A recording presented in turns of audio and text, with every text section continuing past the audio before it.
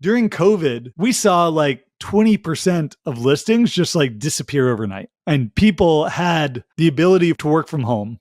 If you had a second home and you lived in New York and it was up in upstate New York, you were probably moving to that second home. Maybe you used to rent it out on Airbnb and like now my family's there and we're going to be calling it in. You had all the urban supply, like the Sonder, the Domios, the Stay Alfreds, the Front Desk, Lyrics, like all these companies just struggle. So many of them went out of business, inventory reduction. Demand came back really strong in 2021. And then you sort of had this time in 2022 where we had really low interest rates. Home values yet hadn't started to increase. And the average revenue hosts could earn had increased 30%. And it was a gold rush. We joked on the podcast that you could put a tent in your backyard and rent it out 100%.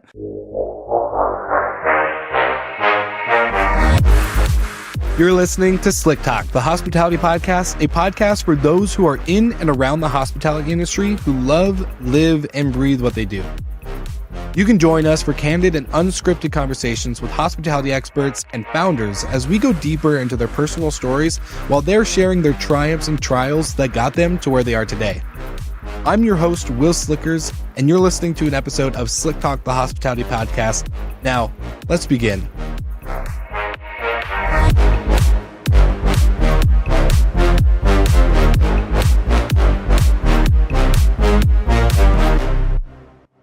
All right, Slick Talkers, today's guest is a special one. I can't believe I haven't had him on the show, but today we have Jamie Lane, who's the chief economist at AirDNA, a leading provider of data and insights for the short-term rental industry.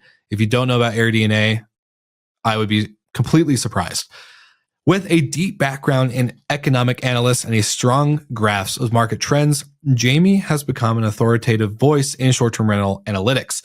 He is also the host of the STR Data Lab podcast, which is where he dives into data-driven insights and emerging patterns in the vacation rental market. And as a reoccurring guest host on Good Morning Hospitality, Jamie's expertise enhances discussions on macroeconomic impacts, industry shifts, technology trends, and so much more. His ability to translate complex data into actionable information makes him a highly sought after guest in hospitality and real estate sectors. So without further ado, let's jump into our episode with Jamie Lane and enjoy this conversation. We went a little over our normal run time, but it was totally worth it. As you'll hear, Jamie really can make hard data that a lot of us don't understand really digestible for people that aren't in that same space or going through the data analytics that they are every day at AirDNA. So enjoy this episode and thank you so much for tuning in to Slick Talk. Let's begin. All right, Jamie Lane, welcome to Slick Talk for the first time ever. First time guest, long time listener, or some type of statement. I don't know. Happy Monday. Happy Monday. No, sorry, it's Tuesday. Yeah. No, thanks for having me, Will. Like, I've been a longtime listener, and I think this all came out of you had Andrew Kitchell on 5 times, and I had never been asked once to be on the show, and so yeah, here we are. It's crazy. I can't believe we've never actually had you on Slick Talk. And for the listeners who may not listen to Good Morning Hospitality or know that we have another show that I host with Brandy and Michael and Jamie. Yeah, I can't believe this is the first time. Andrew Kitchell's a great guy. Love you, Andrew, if you're listening. But this is surprisingly like I feel like I recorded with you so often through GMH that I'm like blown away that we didn't have a Slick Talk episode together. But this is it. This is where the listeners that maybe listen to GMH or STR Data Lab, which is your podcast, this is where they're going to get to know you better. We're going to dive in deep on a lot of good topics, maybe that we don't hear on those other shows. So Jamie Lane, I am pumped because we did some prep work. And for the listeners, let's set a little bit of a scene here outside of the intro of what I said about Jamie. Obviously, he's a chief economist at AirDNA, and we've had Demi Horvat, the former CEO, on the show before to announce some recent news on some acquisition stuff that you guys have done. I got to meet with you and your guys' new CEO, Rohit, in Denver, grabbed a couple beers, got to hang out with VRMA. Great stuff. So AirDNA is no new company. I think anyone who's been in the industry or just getting in the industry really does know AirDNA brand beyond probably what most brands wish they could do in our space. Yep. And you didn't start at AirDNA. You started actually way back when at CBRE, but I also know you've got quite the extensive history. So where does your career and journey begin in the data world, specifically in travel and hospitality? This episode is brought to you by Hostfully. Thank you to our friends at Hostfully, David Jacoby, Margot Schmorak, you name it. Everyone there is amazing. I actually got to hang out with a lot of the team, new team members, even, got to reconnect with Bryce Carpenter and many other people at VRMA. They're phenomenal. And their marketplace for property managers and hosts just like you who are listening to this podcast is so good to get started, to learn the companies, to learn the way that the industry works and is evolving. So I highly recommend that if you're growing your property management business through co-hosting or just traditional property management, this is where you need to begin. Their channels, they have great channel integrations with others like Airbnb, obviously. Vrbo, Marriott Homes and Villas is really important and such a big channel integration for them too, and many more. So as you're growing and looking at scaling, this is a technology piece that you kind of really can't go without. So grab the link in the show notes. Make sure you let them know that Wil Slickers sent you from Slick Talk, or else they're going to leave me. Just kidding. I'm totally just kidding. They've been with us for so long. I'm pretty sure we are here to stay. So thank you so much to Hostfully. And now we're back to the episode with Jamie Lane. Yeah. It actually started at a company called PKF Hospitality Research. Started there in 2010. It was a fun story of a friend told me what he did. Just hanging out, 22, your buddy tells you what they do for their job. And he's like, oh yeah, I'm a hotel economist and like forecast the hotel industry, like do all this interesting analysis. I'm like, that's what I want. Like, I was like, let me come work with you guys. And I'm like, like we might hire another economist in like a year. I'm sort of the only guy working for them right now. And then they called me in a year and they're like, you want to come work with us? And I'm like, yes, absolutely. Let's go. So quit my job, told my new job, becoming economist, that I needed 6 weeks to finish up my old job, went and traveled Europe for 6 weeks. Wow.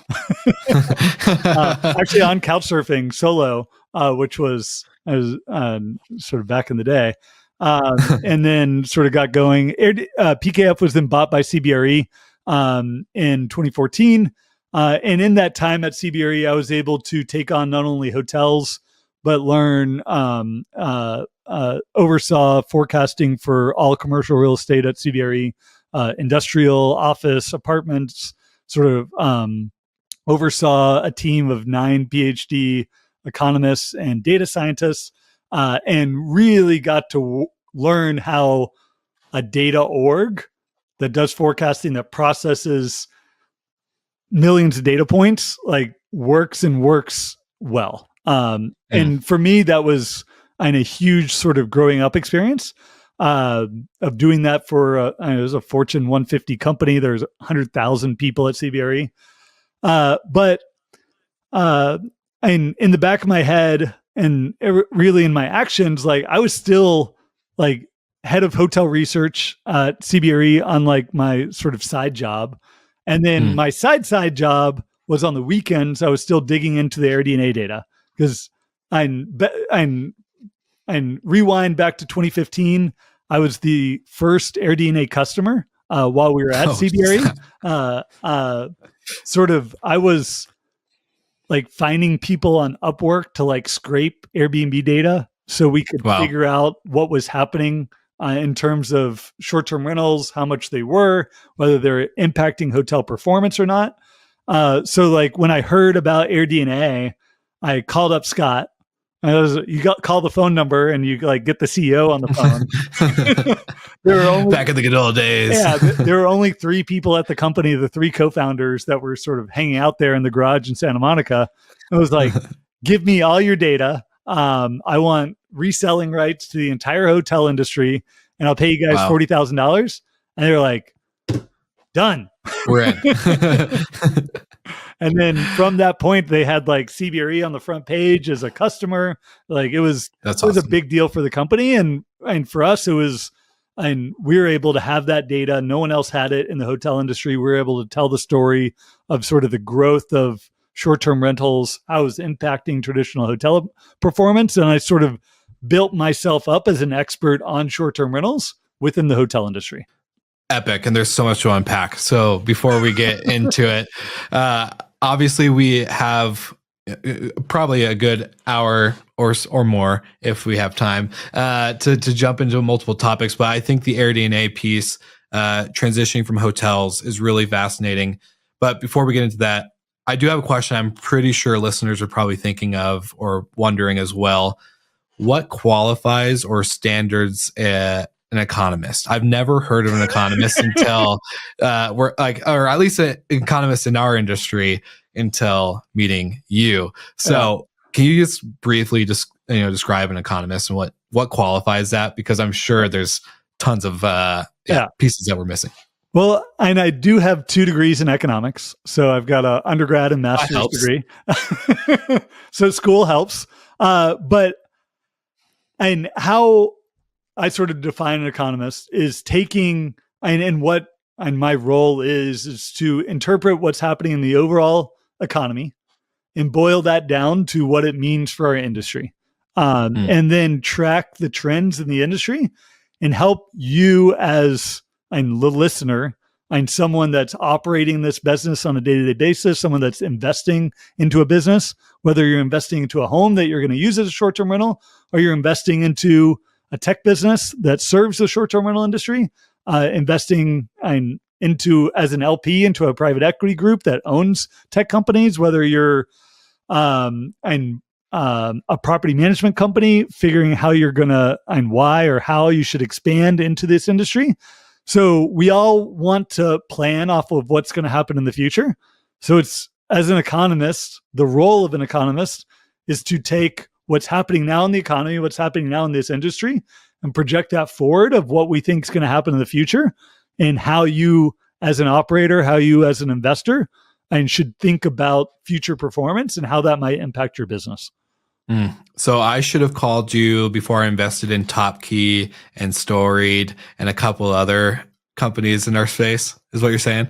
And it's not necessarily that they're going to dig into the underlying business models, but of making projections and talking through of like what maybe if TopKey is going to work. And I love the guys at TopKey. Like, shout out. Happy with my investments, by the way, everybody. Right. Don't. And this is also not investment advice. Disclaimer. Right. That there's going to be further professionalization in the industry, that supplies continue to grow. And if those 2 things are true, then a software centered around that we're going to have more professionals that are going to want to manage their expenses in an efficient way, like that could work. So there's a lot of data that goes into understanding, like, is the industry getting more professional or not? How do you define more professional? And then, is the industry going to continue to grow? There's quite a few analysts, I wouldn't call them economists, that were predicting that the industry was poised to collapse and that we were going to see hundreds of thousands of short-term rentals leave the market and that cause a collapse in the housing market.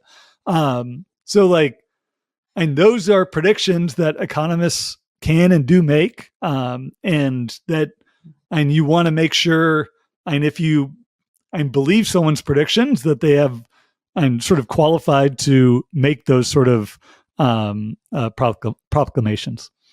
So people aren't just giving out the title economists left and right. Oh, no, I totally prestigious. I totally just made it up one day. Actually, my roommate back in, this was 2012, because I started at PKF. I was just an analyst. And then one day I was like, you know what? I'm going to change my title to economist. And I came home and my roommate and he had just gotten done with law school and spent 4 years getting this title of lawyer. And he's like, So you just changed your title to economist today? I'm like, yeah, I think it better reflects what I'm doing. Yeah. I love it. It's a quick title change, never hurt nobody, except for the lawyers that have to actually go through law school.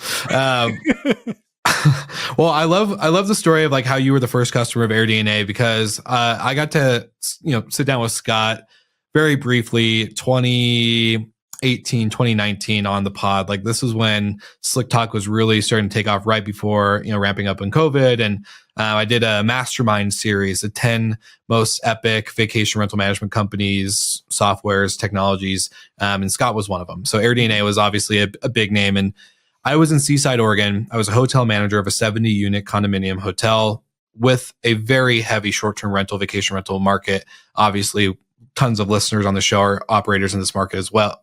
And I was getting interested in revenue management. I was obviously really excited about managing the front desk and the team and making sure that the property was profitable.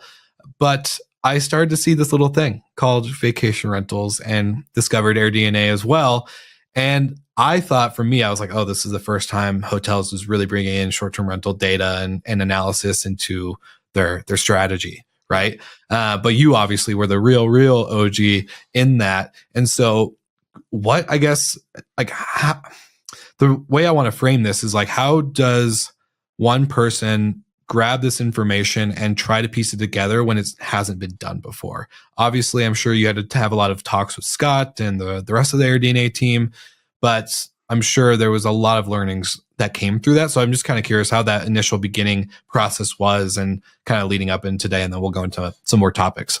Yeah, and I'll admit, like bringing hotel or short-term rental data into the hotel industry was a complete failure. Like, never made any money off of it. We sold some subscriptions, but it only covered the sort of $40K cost of essentially gave me free data to play with. And a big piece of it was in the hotel industry.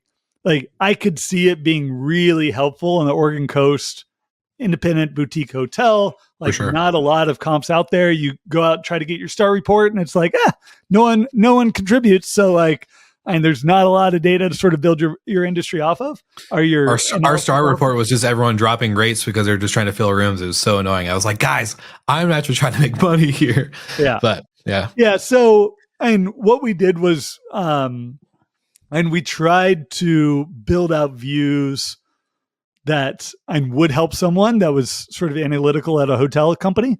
In reality, it only ended up being useful for the public hotel REITs. So the public companies that their investors were asking them, like, how are short-term rentals impacting your business? And this was like 2015, 2016. Airbnb's growth rate and listings were doubling every year. People and investors were really worried on the hotel side of like, how much supply is this? How much is it impacting ADRs in traditional hotels? So really what it gave us was a variable, a data point to introduce into our forecasting models for the hotel industry to make our predictions there more accurate. Not necessarily that we're creating like the star report for short-term rentals and bringing that hotels, because quickly we found that they didn't want it. They weren't going to use it. They weren't using the star reports they already had of their actual competitors in the hotel space, or at least most of them. So it didn't make sense to try to add another variable to their arsenal that they weren't going to otherwise use. And I think we've sort of seen that, and in some extent with OTA Insights buying Transparent of like, it's still, I don't think, a data point that hoteliers are looking at on a regular basis outside of maybe the unique and independent boutique hotels, that they really have to be tracking how short-term rentals are pricing on a day-to-day basis.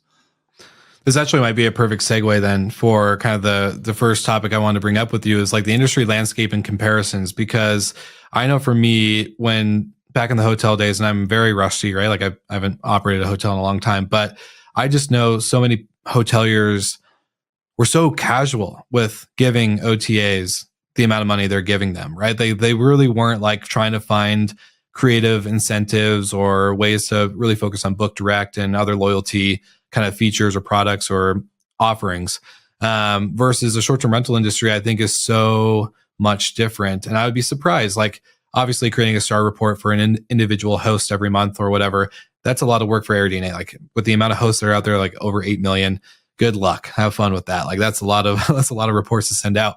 But how does the current growth trajectory of the STR industry compare to that of, the traditional hotel sector? Because I think obviously we've seen hoteliers get into short-term rentals. We've seen now short-term rental operators get into boutique hotels.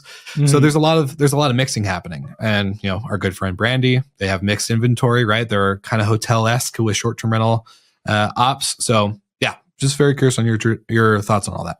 Yeah, and when you think, and I'm going to talk about the U.S. hotel industry just to and separate that from some global.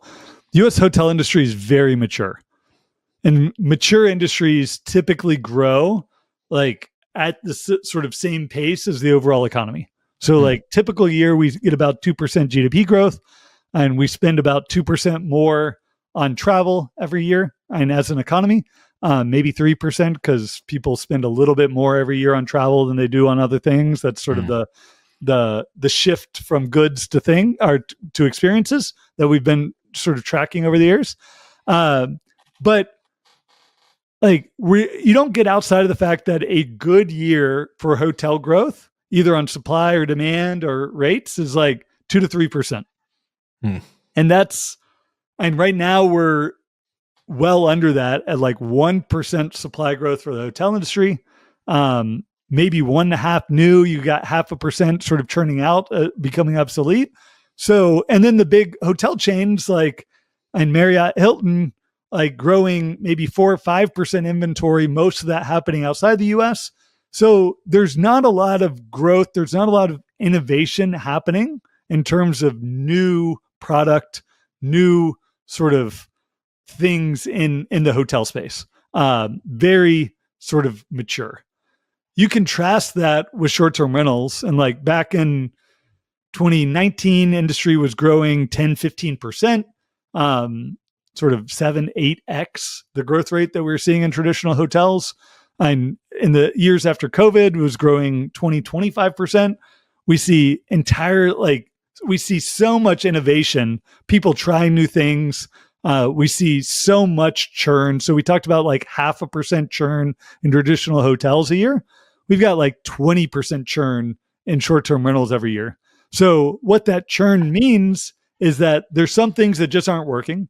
There's some things that are working. And then you see these movements of all right, everyone now in Gatlinburg's got to put in a hot tub. And then you see people that weren't willing to do it, they churn out. And then every new listing now has a hot tub. And you can get to really nice, I'll call it professionalization, but I think it's more of a real competitive product with hotels. And you look at how short-term rentals have evolved just over the past 6 years, and the level of quality, the level of sophistication, and the number of operators sort of using dynamic pricing, using a PMS, listing on multiple channels, doing all these things that really make it where it's going to be a sustainable business, has been evolving so much over this time period. And it's just such an exciting industry in that realm where in hotels, you're oh, Marriott launched their 37th new brand, and it's a mid-scale extended stay that they're going to be using Apartments by Marriott. Yeah. And you do see some sort of interesting stuff on the tech side. Muse is great in terms of trying to change the way PMSs work in the hotel space, but it's just so slow to change. It can be so hard to sort of test new technology given the sort of oversight that the brands have on so many properties. And where in short-term rentals, I've just loved how a company come in with an idea. They can launch it out there. You can get 1,000, 2,000, 3,000 hosts just by running some Facebook ads to test your tool and get instant feedback. And if you've got something that works, you sort of see the sort of flywheel work of other people telling their friends about it. And great example is Bestie AI. Like they launched something a year ago, and then 1 year later, they've already got $1 million in revenue. Like that's just super exciting to see on how the industry can evolve like that. I don't disagree with you at all. And shout out to Sam and Arlo and the whole Bestie team. Been super thankful to be an advisor with them. I'm sure you've gotten to work with them a lot too with their product, and just awesome team. I just had Sam on the SDR Data Lab 2 weeks ago. So he was, and it was amazing to see or talk to him, and that they're a partner with Uplisting, our PMS. Yeah. So we're able to push users, our users, into using Bestie AI through the integration there, and it's just one example of how the industry can innovate so quick. You can get sort of real time feedback.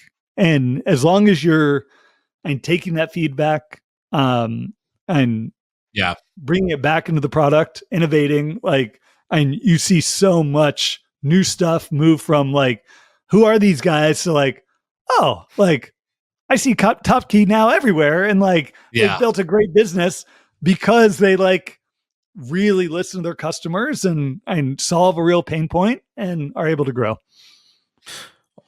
One last shout out on the whole Top Key thing. Matthew on the team is incredible. The most hospitality focused customer support guy I've ever met. And I know customer support's not your real title, Matthew. So if you're listening, I'm so sorry, but you are just he's an incredible human being, and he just takes care of every customer. And it's just crazy how above and beyond he goes. And so shout out to Matthew. John, if you're listening, give him a raise, more equity, whatever you got to do. But I want to go back to a point you made really quickly, in the sense of the 20% churn in our industry. I want to know what contributes to that 20% churn. What do you think are the real attributes that are making operators get in and jump out? Yeah. I think a big piece of it is just the transitory nature of short-term rental and listing a property as a short-term rental. It's and we talk with investors all day that are buying a property that they're going to list as a full-time short-term rental, and that it's going to take either underperformance or a change of investment strategy, something pretty monumental to cause them to delist that property. And I think that is the minority of rentals out there. A vast majority are, I've got a second home that I already have. I'm going to see maybe I do want to earn some income occasionally when I'm not using the property that from that condo I bought in Aspen to use with my family during the holidays, and maybe in March, and hey, let's rent it out. And then you realize this is a lot of work. Maybe it's not worth it, or maybe I want to list it with a PM, and then you're this PM's a pain, and they take all their fees, and now I'm only getting 10,000, and now they limit me on when I can actually use it. It's not worth it. So you have a lot of that. You also, in urban areas, just have a good amount of people that, and maybe they inherited a home, they've got a second home that, and maybe family lives in part-time. You've got, and maybe snowbirds that are, and 2 homes, one in Canada, one in Florida or Arizona, or these different areas that they, and for life reasons, rent it out a bit, don't rent it out a bit. And my parents here in Atlanta during the winter, up in Maine during the summer, and their house either sits empty or we rent it out Airbnb. Some years we rent it out, some years we don't, some years we find and just a friend that needs a spot for 6 months. There's so much fluidity between short-term, mid-term, long-term. I need a home for my grandmother to stay in for these few months. The way housing is sort of used, I think, is changing. And I think short-term rentals are a great option, especially in urban areas, of when a property doesn't, when I don't want to rent it out as a long-term or mid-term rental, that I'm going to need some other use case around the property. I'm going to rent it out for a few months. that is such an amazing sort of unlock of value that short-term rentals provide that I don't think enough cities think about when they're sort of regulating, where you think about a Paris and like where they put a limit of like, all right, you can rent out your home, but it's sort of limited to 90 days throughout the year. That still allows an amazing unlock of like unutilized time in a property of like, all right, like everyone leaves Paris during the summer, like all the tourists come in, like why can't or why shouldn't I be able to rent out my home when I'm not there and have it cover the mortgage when I'm down in the south of France, sort of frolicking and not working for those summer months. And some cities are realizing it, and they're seeing what a benefit it can be for their citizens, and others sort of don't. And I think all those things sort of contribute to the churn of like, it's not real churn. And it just sort of is a visual representation of like how so many people are just coming in and out of the space based on sort of their needs of the properties that they own. Yeah, it's not real churn in the sense of it's just not full-time activation of a property. It's right. It's ebbs and flows with each individual use case. It's not like a hotel where it's legit just designed for transient guests. Vacation homes are a little bit of a personal use, family, friends / let's make some money, or let's just leave it open. Yeah, but it does speak to the problem that Airbnb and Vrbo and Booking have of you've got to keep innovating on your business model. And if all of a sudden a whole lot of more people are starting to use it for midterm rentals, like Airbnb, like you should evolve like how you do payments for stays longer than 30 days. Like you should evolve like what your service fee is for 3-month-long trips. Like, and that's where I love that when they see how people are using their platform, that they're modifying their platform to suit that need, not necessarily trying to change someone's action to fit the platform that they built. And that's where I see true innovation happening, like of realizing something that's happening that you can make that sort of product market fit just that much better and make it easier. And sort of evolving to how people are using it, opposed to like trying to fit people into the model or the view that you have of how the product should evolve. So basically, all the hoteliers that had the mindset of like, we've always done it this way. We've never changed. Like, why would we do that? And like the OTAs can't get away with that. They have to evolve. In order to stay relevant, in order to just bring the money in, because that's how they get their commission. If their people aren't booking and they're not changing to the way operators are wanting to address it, makes total sense. So it can no longer be the excuse of we've always done it this way. Why would we change it? Ryan, what do you mean hotels don't evolve? Like they all realize people really want waffle makers, and they all put a waffle maker in the lobby for breakfast. Hey, continental breakfast for the win.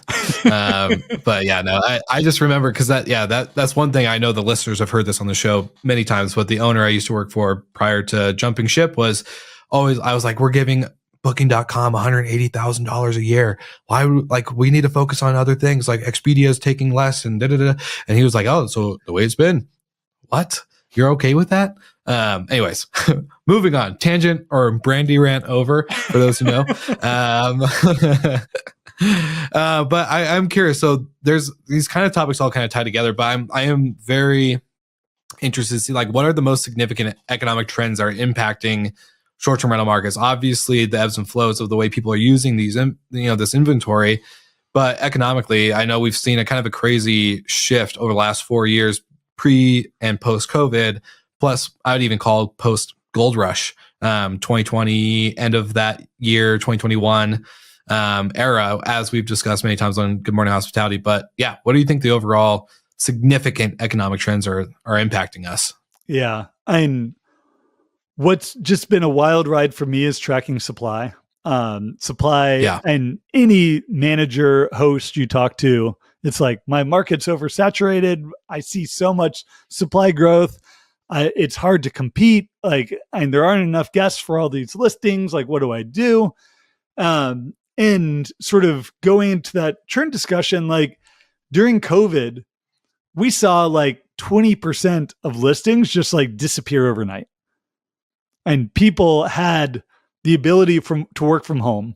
if you had a second home and you lived in New York and it was up in upstate New York, you were probably moving to that second home. Maybe you used to rent it out on Airbnb and like now my family's there and we're going to be calling it in. Like you had all the urban supply, like the Sonder, the Domios, the Stay Alfreds, the front desks, like lyrics, like all these companies just struggle. So many of them went out of business, inventory reduction and changing inventory from short-term to long-term rental, given that that's what was really strong. Like a lot of companies sort of pivoted their business models for good reason. And what that meant was we had a whole lot fewer listings. Demand came back really strong in 2021. Listings did not. That pushed the industry to record performance.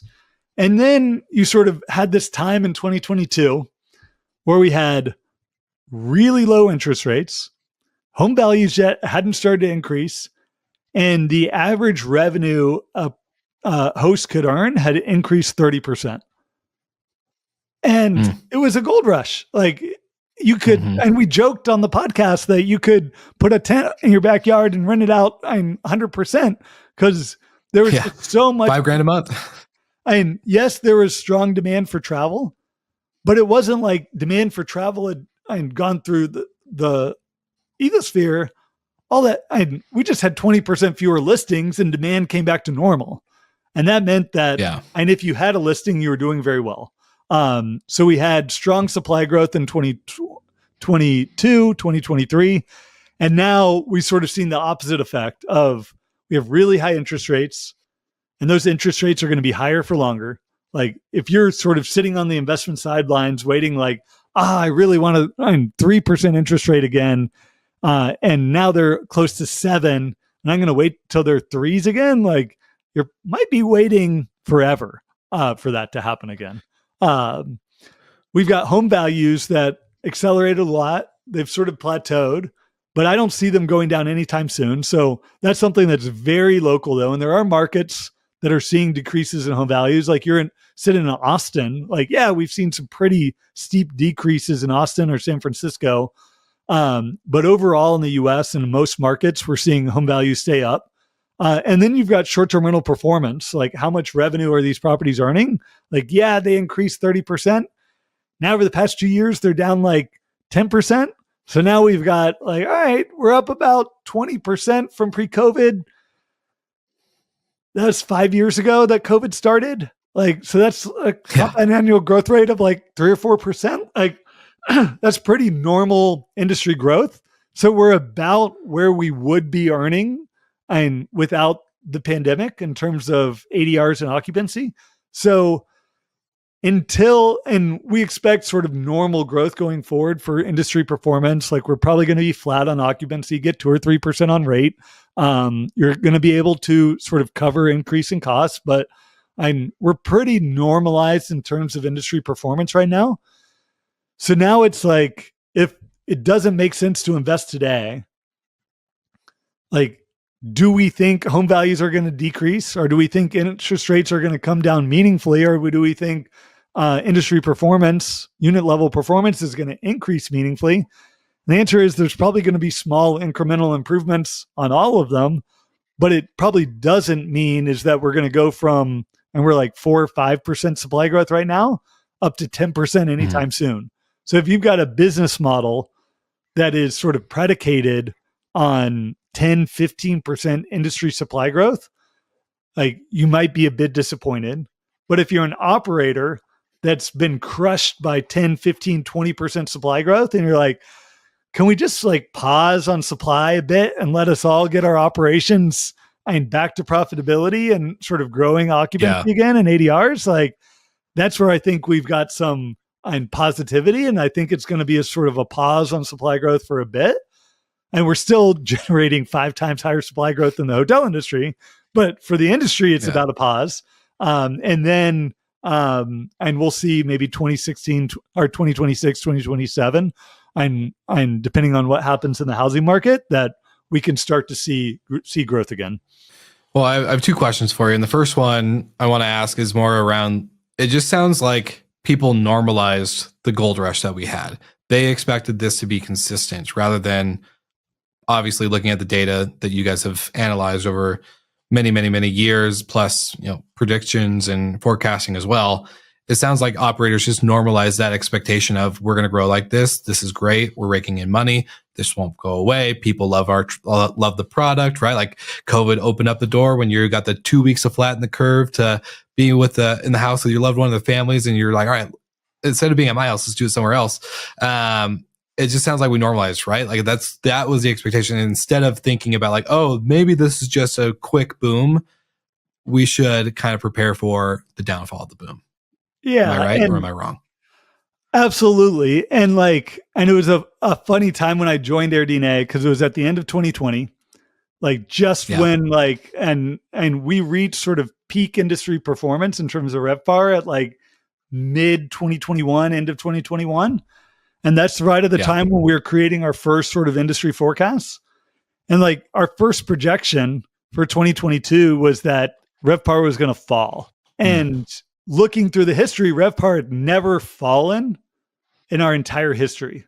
And I come in and they're like, Scott, CEO's like, so you're going to create our first forecast.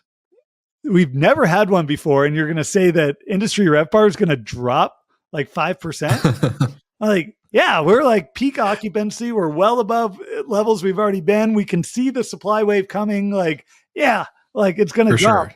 And so, and why you want sort of an economist, why you want sort of these analysts looking at the data and trying to make predictions and trying to build models off of this stuff. Because occupancy does, you look at hotel data, you look at any sort of measure of occupancy that is sort of driven by supply and demand, over time, it evens out and it sort of oscillates along the long run average. And if you get to a time where it's well above, that means people are earning excess profits and supply is going to come in. And if you get below, that means people are going to stop investing and that's going to allow industry performance to catch up. And it's just cycles, and industry cycles, business cycles have been around since the beginning of time. And it's sort of applying that sort of thinking to now, okay, what's happening in our industry. All right, Slick Talkers, this episode is longer than normal, so we want to make sure you are well caffeinated with Well and Good Morning Coffee, brought to you by Well and Good Professional Services and, of course, Good Morning Hospitality, as we've joined ventures in this coffee brand, as our coffee is in all of the Well and Good homes, and guests are loving it. So gone are the days where you have crappy coffee in your vacation rental that doesn't get used or just gets put away and out of sight, so that way people have to look and think about the nasty coffee you're serving them. If you're serving great coffee, keep doing it. But at the end of the day, craft coffee is where you can really enhance the guest experience. And that's where we realized we can help our listeners. So you can go to the link in the show notes to learn how you can purchase or even get Well and Good to become your turnover property management company, where the moment the guests check out, they're able to go clean, service the property, inspect it, and of course, ensure that your guests are well caffeinated for the next trip and the next stay. So as we like to say with Well and Good Morning Coffee, for the best stays, for the best days. So please grab the link in the show notes, stay caffeinated, my friends. And of course, we are back to the episode with Jamie Lane, Chief Economist at AirDNA. Yeah, well, very well said. And the second question I want to ask, and I never get political on the show. We never bring up politics or elections, but obviously we're recording this post-election day. And we saw the Fed drop rates pretty quickly. I was actually surprised. Is that going to impact anything? I know we're not, for the investors that are listening, waiting for that 3% interest rate, probably not going to happen. But the Fed is still dropping, potentially predicted to drop more. The stock market is up. Bitcoin is up, record numbers, right? All these things seem to be up. Can you, does this impact the outlook for the next 2 years? Or is this just, again, probably a post-election high? Yep. So, and a few factors there. And what the Fed does is really impacted by what's going on in the economy. So how does the election impact what the Fed is going to do? In the near term, it doesn't impact it at all. Like no matter if and the Democrats or Republicans would have been elected last week, like Jerome Powell and the Fed still would have dropped interest rates by 25 basis points. Like that was baked in. And that's all the they did confirm that was baked in. That wasn't like like we're seeing okay, cool. No. Good to know. And we're probably going to have one more. We're going to have one more drop in interest rates in the December meeting. And that like there's prediction markets on it. And we were at like a 95% chance of a 25% basis point cut from the Fed. And there's still, I think there's 70-80% chance in December. And like that's absent on what's happening in the White House. What is going to impact maybe longer term what the Fed's going to do is any changes from the administration in terms of what maybe happens in terms of inflation, because that is what the Fed is sort of charged with, is two things: full employment and stable prices. And stable prices has sort of been defined as a 2% change in CPI or inflation on a yearly basis. So we're all comfortable with 2% increases every year. We don't want it too far below. We won't want it too far above.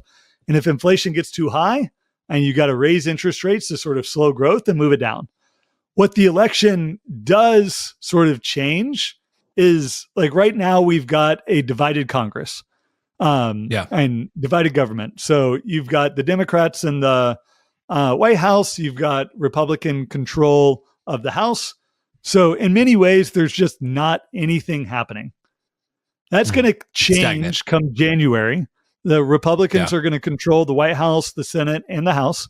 And what that means is that they're going to be able to pass stuff, and more than likely they're going to pass more spending.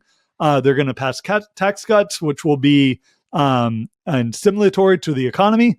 And more than likely that's going to lead to more inflation, which is going to mean more than likely that the Fed is going to cut interest rates as much as they otherwise would have if we would have maybe had a Democrat in the White House and Republican control of the House and Senate, which probably would have meant that, at least for the next 2 years, that nothing was going to get passed and no new spending or tax cuts were going to be happening.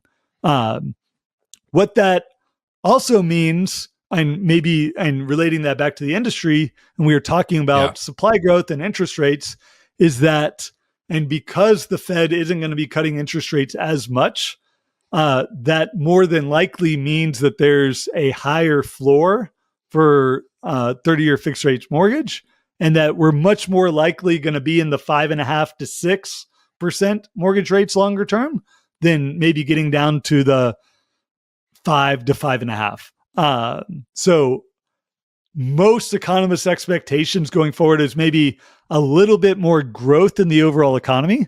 And we're going to be spending more. We're going to be cutting taxes. We're going to be trying to stimulate growth. So maybe lower unemployment. But then maybe a guardrail there of that the Fed doesn't cut rates as much, maybe even has to increase them again if inflation does start to accelerate, and sort of cools the outlook a bit. And then you have just the really big unknowns of like what's going to happen on terms of immigration policy.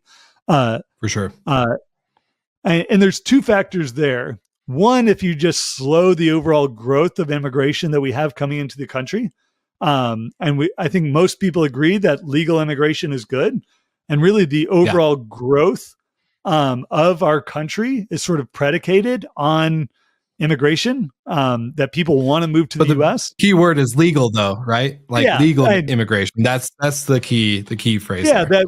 And when people come to school in the U.S., that they're gonna they earn a degree from Harvard that they can actually stay in the U.S. and sort of contribute to the economy. And innovation and creating startups and all the fun stuff. Right. And if you look at China, if you look at a lot of the major European countries, like they don't have inbound migration. Their populations and many of them are decreasing now. Like we're just in the US, we do not have a birth rate that is replacing our sort of natural rate of like people dying.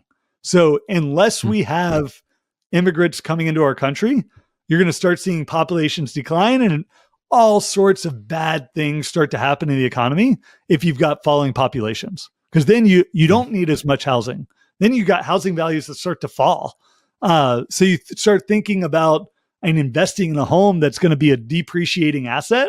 Like, that's really scary. You start thinking about your economy, that inflation's not going to grow, that you're not going to get a raise every year, that your salary might actually decrease on any given year because prices are going down.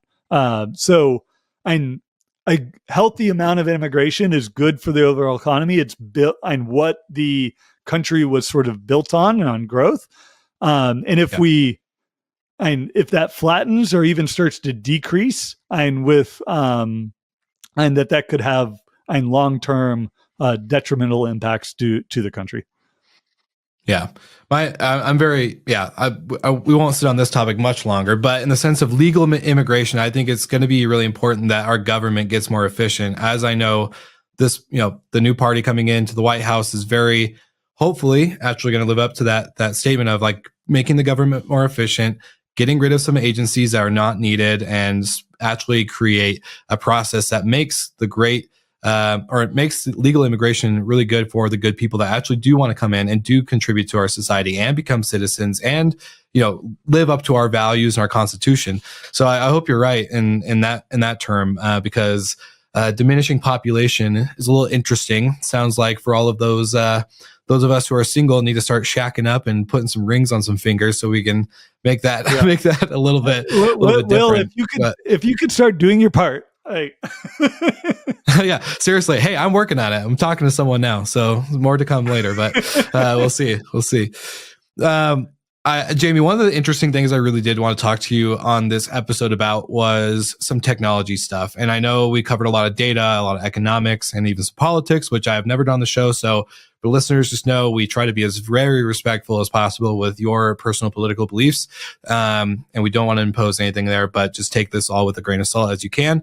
The short-term rental tech ecosystem is very interesting. Obviously, as you know, Andrew Kitchell, been on multiple times. We've talked about the tech landscape, and you guys are an interesting player. I was thrown off in the beginning of this announcement or early news that we got about you guys acquiring Uplisting, shortly after acquiring Arrivalist. So Uplisting, for those who don't know, Vinny actually was on the podcast back in 2020, the co-founder of Uplisting, which is a great property management platform for investors and operators. And I was surprised. A data company. Why would you guys acquire a property management software?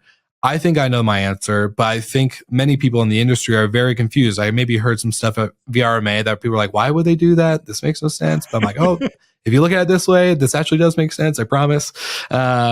But yeah, give us a big picture of acquiring Uplisting and what this is going to do for the data and AirDNA as a brand overall.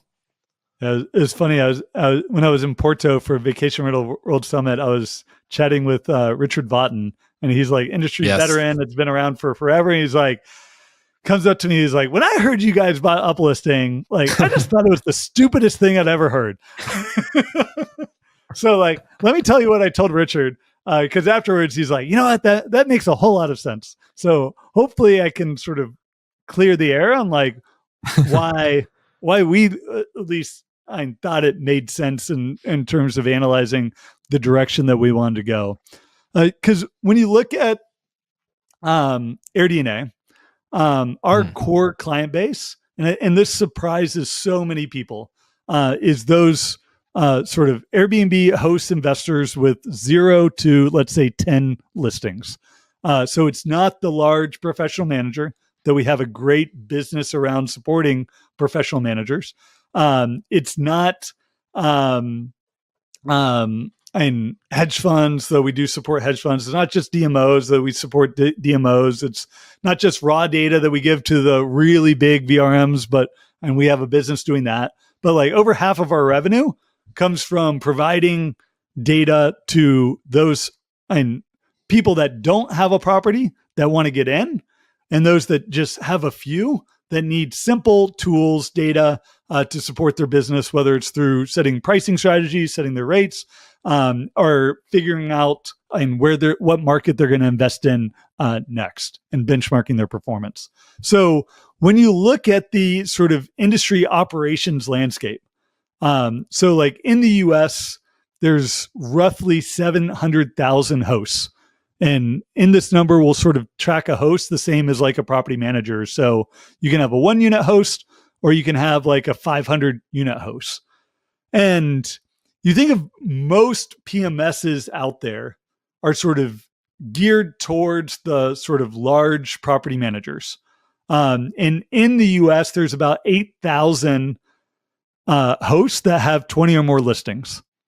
And that's what sort of the guesties, the hostaways, the streamlines, they're all sort of fighting after is, and how do I have a product, enterprise, and I can make one sale, I get all their listings, I price my PMS on a per listing basis, and I can grow my business, and I sort of lock them in, and they're good. Unless you're Brandy and you change your PMS every 3 years, or every 3 times every year, or whatever. Three times in like, I think last 4 years or something like that. It's kind of crazy, but hey, to each their own, right? Yeah. So then you look at the rest of the ecosystem, and we've got roughly 700 or 690,000 hosts with fewer than 20 listings. And not a whole lot of companies out there trying to provide services to those hosts. And what we see is like, we can see in the data that now over 20% of those listings are cross-listed on Airbnb and Vrbo. We know that more and more of them are wanting their own direct booking site, that they want to list on booking.com, that they want to be able to list on Google Homes, that they want to professionalize. And when they go to some of the larger PMSs, like, it's super complicated. It's built for a large property manager. Like, I love Andrew and Wheelhouse, but their product, and I think purposely so, is built for someone with 20 or more listings. And a lot of the PMSs are done the same. So we've already got this large sort of critical mass of hosts in the AirDNA ecosystem using our platform every day. So where could we add additional value to those hosts in a way that is sort of organic for us? Like, they start their short-term rental journey with us, they find their property, they buy it, they're starting to measure their performance, they're figuring out how to expand. It's like, let's sort of include in here a PMS, a way to sort of grow their business on the host side, and that where we can keep them in the AirDNA ecosystem, and where they then don't have to leave to find that next sort of PMS or tool set.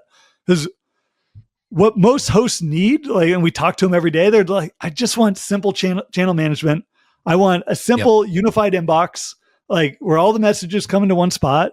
And I want a way to have a unified view of my calendar, of where across all my channels, how everything's being booked, and manage that all in one spot, easy to use, easy to understand, and that just works across all the platforms. And that's what we saw in Vinny and uplisting, and that's what we're trying to sort of bring in and through now to AirDNA. I love it. And it makes so much sense, because the biggest gripe I've had with vendors in our space, as we get to work with a lot of them as they're sponsoring our shows or, going to our retreats or whatever, they all want enterprise. They're like, oh, how many units do they got? Oh, they got 10? No, it's 20 or more. We need 20 or more, or 50 or more. Some people. And I always say, like, I get that you build for enterprise, because then it can make it maybe simpler to create a product or a light version later. But you're missing out on such an evolution of this operator that will get to 20, that will get to 50, that will get to 100. They just need the tool to get them there outside of Airbnb, which is trying to probably become a PMS as well, which we discussed on GMH. So it's like, okay, we do need to focus on this, and no one's really offering them. And it kind of goes into the debate of old guard and new guard, where new guard doesn't feel welcome at VRMA. They feel like the content's outdated. It's very clicky, And then old guard is, well, these new youngsters are trying to reinvent the wheel, and we've done this before. Like, it's the same thing. We've seen this happen 20 years ago. And anyways, that's my other Brandy rant of the episode before really getting into more topics, because I know we have so much to go into, and we're going to go over in an hour. an hour on this episode, Jamie, unless you got to go soon. But what is like total addressable market is where it gets interesting, because the majority of the big players right now are the hosts. In the sense of big players, they are a big portion of the inventory, the operating pie, versus the traditional or enterprise vacation rental management. So what do you estimate to be the TAM for the STR industry?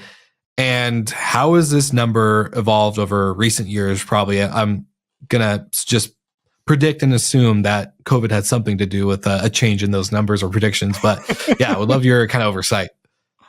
Yeah.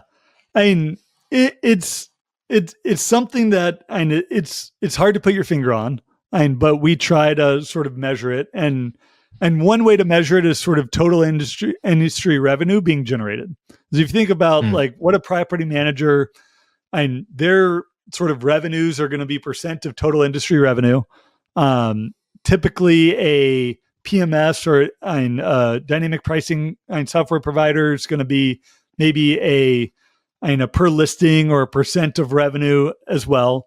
So I feel like that sort of total revenue number is a good sort of indicator of like what the market is out there today. In the US right now, it's about over the past 12 months, we've seen about $65 billion generated in terms of industry revenue. And that's up about 16% year over year. So what's included in that is sort of the rate someone's paying and the cleaning fee. And cleaning fee is actually a pretty meaningful part of that overall revenue piece. And I think to many guests again. But then when you compare that sort of industry wide, because so many players out there are international. So if you're launching a tech play today, more than likely it's going to be international, not just sort of domestic focus. Because you look at listings out there, US is only 17%-ish of total industry sort of supply. So US is actually a pretty small piece of the overall industry. You look at globally, short-term rentals generating about $175 billion in revenue. So pretty significant and sort of addressable market out there. And that we saw grow at 22%. So when you think about, and we talked about sort of short-term rentals compared to hotels. So we are maturing in a few key markets. And Airbnb talks about this. I think Vrbo talks about this as well. Like the US, the UK, Australia, France, like there's a few areas where industry supply growth is not going to be growing probably 20, 30% anymore.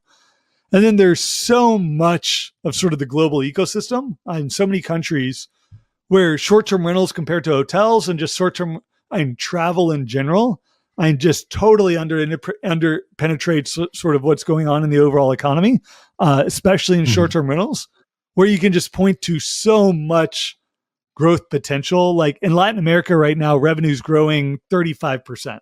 Wow. In Asia Pacific, it's growing 25% plus. So there are these areas where there's just a lot of potential for future growth. And that's where, if I was thinking about like where I wanted to sort of set myself up in front of, I'd be like, all right, like, yeah, maybe I can steal some share in the US or I grow into this market if I have something really unique. But if I can have a product that's going to help host in Latin America, help host in APAC, really grow and make it easy to grow in these international markets, this is where we're going to see a lot of future supply growth going forward. Super insightful. So much to unpack still, but I'm curious, kind of the secondary question around all of this is, I think you've seen it, I've seen it, a lot of short-term rental investors, operators, owners, etc., have gotten into the space. And now we're seeing a lot of them actually get into boutique hotels, right? They're buying hotels, they're flipping them, they're converting them, applying short-term rental technology, whether it's a PMS like uplisting or using AirDNA data, maybe even like just adding some smart locks, getting rid of the front desk, you name it. I'm curious,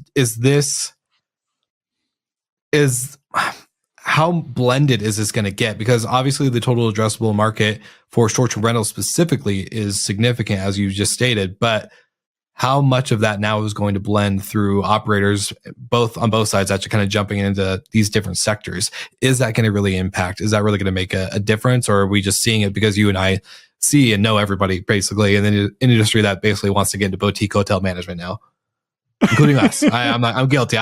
We got a hotel in Kentucky. Not complaining. I'm totally here for it. But just curious if that has any kind of impact overall. Yeah. And there is, and on the tech space, every vendor wants to be an all-in solution. And, for sure. And you see that from AirDNA, you see that from so many others out there. And if you're not going to scale through just and getting more listings and having more property managers that you can sell to, like grow your offerings and be able to get more revenue from each customer that you already have.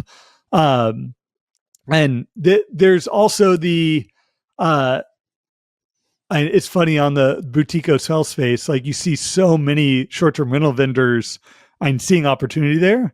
And I think it goes back to the beginning of so little innovation on the hotel space. And like, for sure, it's almost the exact same phenomenon of if you are a tech vendor in the hotel space, like I could care less about the boutique independent hotels. Like I want to create tech for the large chain hotels where I get one contract through Marriott and they push it down to all their properties. And that's how I sort of scale my tech. So you've got short-term rental vendors being like, oh, like I can sell to one hotel and get 80 units in one like foul swoop. Like this is amazing. So you do see an evolution there. I do see more innovation happening in the short-term rental space, as I said. But there is the sort of need to scale. And that is a challenging one. We're sort of making the bet that we can scale through a number of customers and that we can continue to grow top of the funnel and that we get millions of hosts sort of coming through AirDNA and that we can convert some number of them, while others it's like, all right, I know I've got to do a sales-led process. I know I got to go to these conferences and get in front of 10, 20, 30, 40, 50 property managers and hopefully get 10 or 15 sales out of it. It's just a different process of going about sort of the same scale question. Yeah, you're not wrong. And it's very interesting. Like you mentioned, I think you mentioned, if not you, the person I was recording with before, Bart Jan from Automizer, we're talking about Muse, and as a great property management software, you can look at their marketplace actually and see a lot of short-term rental technologies integrating in there now. You got the Breezeways of the world, you got the Wheelhouses, you have many, many others. I even believe you guys are in there. I can't quite remember, but I think I saw AirDNA. It's been a while. I haven't checked. Anyways, it's a good sign of the times in the sense of like, okay, I think this is going to be a little bit more significant of a play. But Jamie, before we fully wrap up this episode, I want to go into quick economic resilience and kind of risk factors, right? Like I think a lot of people, it's been a kind of a tough year for a lot of operators. We've seen operators go out of business. We see the lack of funding and acquisition, activity happen. But what shifts in, I guess not even what shifts, what macroeconomic risk factors do you believe could disrupt the short-term rental market in this near future? I think we're all we've been anticipating for the election to be done. Now it's done. What's the macros kind of telling you, and what can the listeners kind of expect in the short term? Yeah, I mean, I'm pretty bullish on the economy going forward. I would have been no matter who's in the White House. We're in a lot of ways seeing one of the best economies we've ever had. We've got record low unemployment. We've got stable inflation now. We've got a housing market that, while not healthy, and prices are stable. I'd hate to be a realtor right now, though, just with the lack of inventory and lack of sort of transactions happening. But it really points out changes of like on their commission too. Yeah. Yeah. They had to change that whole, sorry. That when you look overall at the economy, it's really great. But there's sort of pockets that are in recession and seeing pain. Certain, and you see that in the industry too. Like on overall, like we're growing RevPAR by 2 or 3% right now. Occupancy is pretty stable. We're getting a little bit of rate growth. Like, but that's not to say like out of the 6,000 submarkets that we track, like 2,500 of them are seeing RevPAR declines. There's certain aspects of the business, certain markets. Like if you were a big winner around domestic trends during COVID, and now everyone's traveling international again, like you're sitting on the coast in Florida, you're sitting in Orlando, like it's been a tough year or two as sort of travel trends have normalized. So that's where, and yes, the overall macro picture looks great. And I feel pretty confident that people are going to travel. People are going to spend and have discretionary income, and that we're going to continue this long-term sort of pull where more and more people want to spend a larger share of their income on travel and experiences than they are on purses and bikes or whatever they might be buying before. And that materialistic stuff. Yeah, when you look at overall travel, like of all the different sectors, short-term rentals are still growing the fastest. So like if you're going to sort of position yourself in some sort of like tailwind, like we've got more and more people that are going to continue to travel, spend money on travel, and short-term rentals are going to continue to take a greater and greater share of that overall sort of travel spend. Like I think this is an industry that is good for the long term.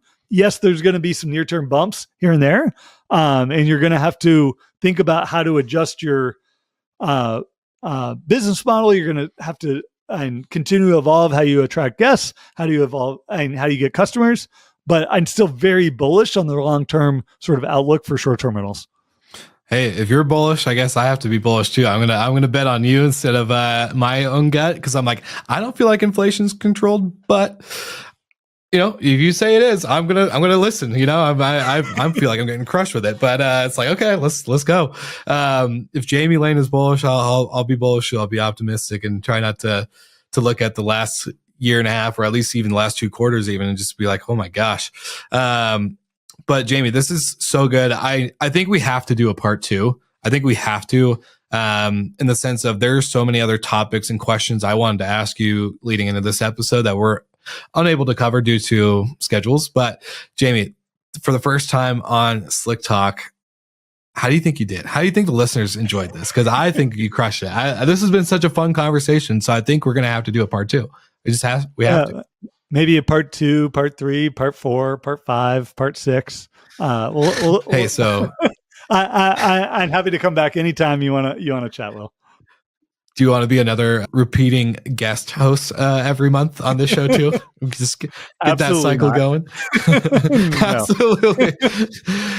For the listeners, Jamie Lane is on so many podcasts, so many stages. So obviously your own podcast too. So I won't be offended by you not wanting to be a guest host on Slick Talk, but one day I will convince you. We'll get a big sponsor and I'll be like, Jamie, I have an offer you can't refuse.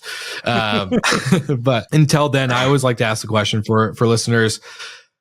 Obviously, I don't think you are a new name to a lot of people listening to this episode, but for those that haven't connected with you on LinkedIn or email or wherever, where would you want them to go? Because I know there's so many topics that we've covered on this episode that I would be surprised if you weren't flooded with messages, and want to make sure that the listeners can get to you easily. Yeah, and I'm pretty active on both Twitter and LinkedIn. So search for me there. You can find me. And we and my team write a lot of content. So if you're interested in the type of things we're talking about, go to AirDNA's blog. We probably put out 20, 30 blogs a month, probably more than any other sort of company out there.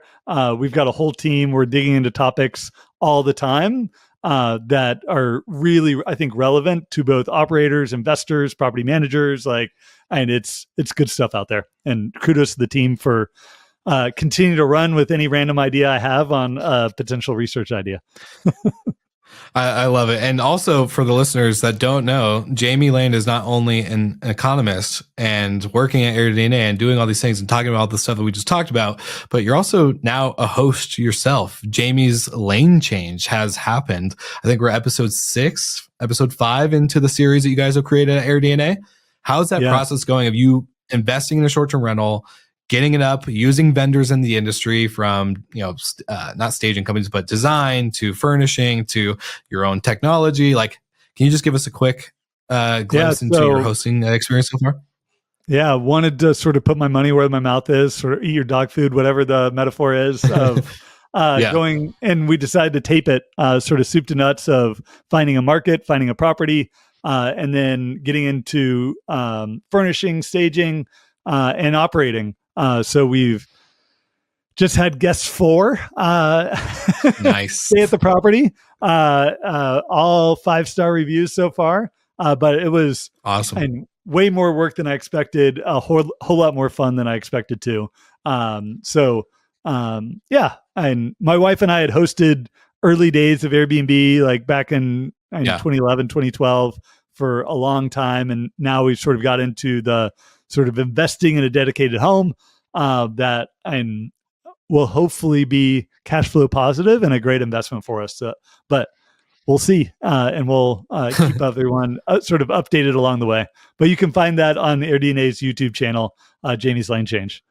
For sure. I was going to say for all the listeners, there's going to be quite a few links in this episode, actually, because we're going to link the STR Data Lab, obviously some other stuff that we've seen you on stage speak about, and then also your Jamie's Lane Change on YouTube. It's a great series. Congrats to you and obviously Austin and the other team members at AirDNA have put this together. It's actually really entertaining and fun to watch. And so I think you guys really came at a really good approach. For listeners that want to see this experience, go for it. It's actually really incredible. So I'll make sure that's all linked in the show notes. Your LinkedIn, your Twitter, all that will be in there too. So for the Slick Talkers out there, subscribe, give Jamie Lane all the love from the show and show him how much this conversation meant to you, as we're going to get to part 2, part 3, part 4, part 5, part 6, part 7, I'm just kidding. In the near future, obviously 2025, we're going to have a lot to cover. And shameless plug, you can see Jamie once a month or more times, depending on the topics that we pick for Good Morning Hospitality. We'd love to have you guys over there too. And Jamie, until then, we'll see you next time. Thanks, Will.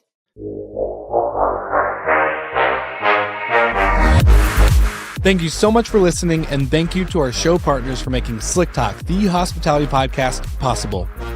We hope you enjoyed the show, and we would love to connect with you outside of the podcast. So you can follow us on all of our social media channels for daily hospitality content, or find us on slicktalkthepodcast.com. And don't forget to rate, review, and subscribe so you never miss an episode. I'm your host, Wil Slickers, and we will see you guys all again next week.